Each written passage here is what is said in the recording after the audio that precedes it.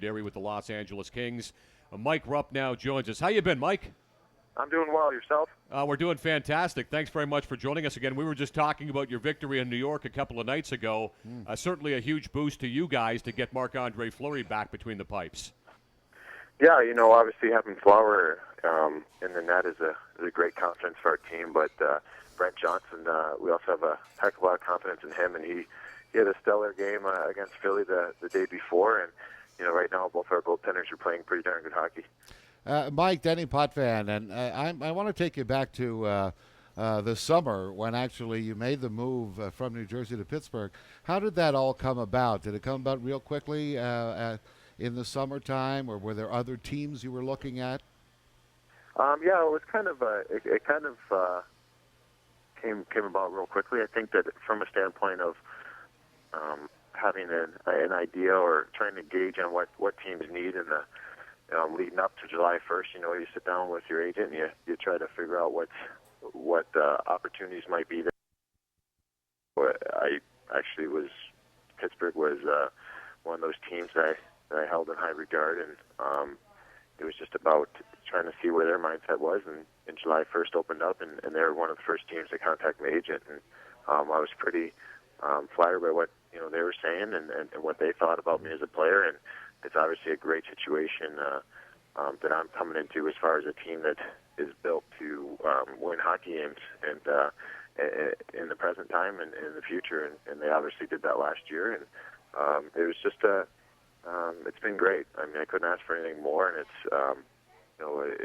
I'm just extremely happy to be playing in Pittsburgh. Let me be sort of a gauche hockey fan and say, what's it like sharing a dressing room with Sidney Crosby? No, it's he's the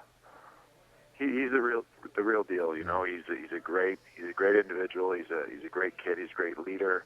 He's a fierce competitor. It seems like what you see is what you get with him.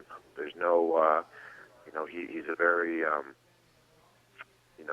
he's soft spoken, but then when things need to be said, he says them. And I think that he leads by example too. You see him out there working, and we've we're talking about it earlier this year with he really wanted to up his face-off percentage, and he works on it all the time, and his percentage went up quite a bit, and he's shooting the puck and doing shooting drills before and after practice every day, and you all know that his scoring is up quite a bit this year as far as scoring goals, and he's just that he's that great leader that every team needs.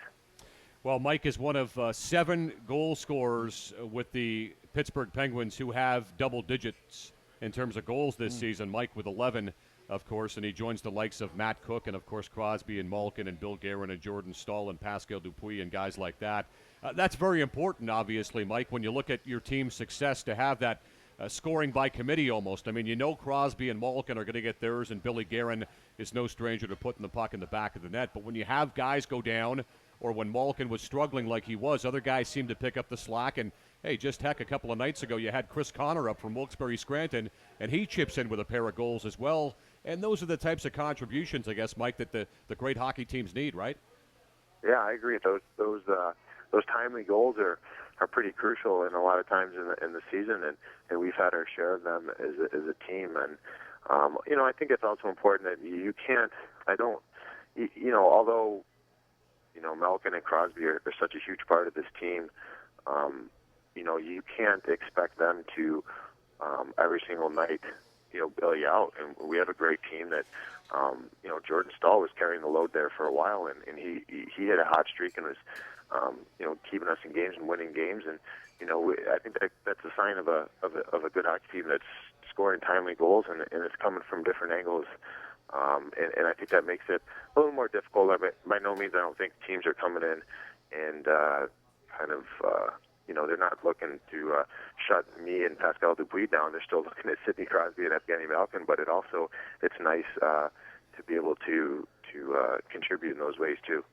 Hey, Mike, if obviously we're a long way from the playoffs, a lot of things can happen, but it's conceivable to say that Pittsburgh could meet New Jersey at some point in the playoffs. If that were the case, who do you think would win that series? Well, obviously obviously I believe in my hockey club and that I'm a part of, and we get asked the question quite a bit because we have not beaten New Jersey yet this year. That's right. You get that question from the media about if they're in our heads and if we is that something that we need to overcome. And I think that it just seems like every time we play them, we play New Jersey when they've been for most part all season playing pretty darn good hockey, and that's a good hockey club there.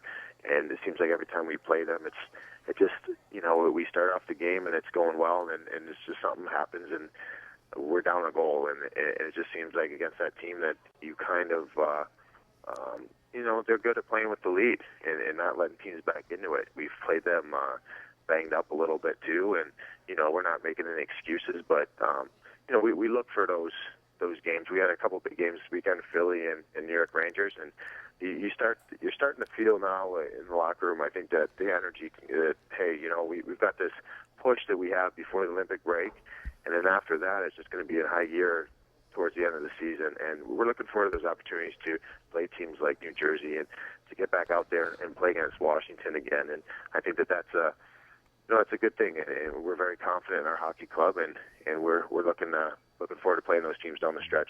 Hey, Mike, let's talk about that matchup with Philadelphia, because coming out of that game, there were allegations on behalf of Aaron Asham that he was bitten by Matt Cook.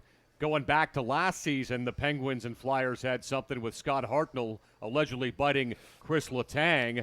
I don't know what it is about these Flyers-Penguins matchups that bring out the bite in people. They're so Let me hungry. ask you, though, from a personal standpoint, I'm sure over the years you've had guys that have tried to jam their gloves and their fingers in your mouth, and some would say that if the finger's there, in self-defense, you're going to bite down on it.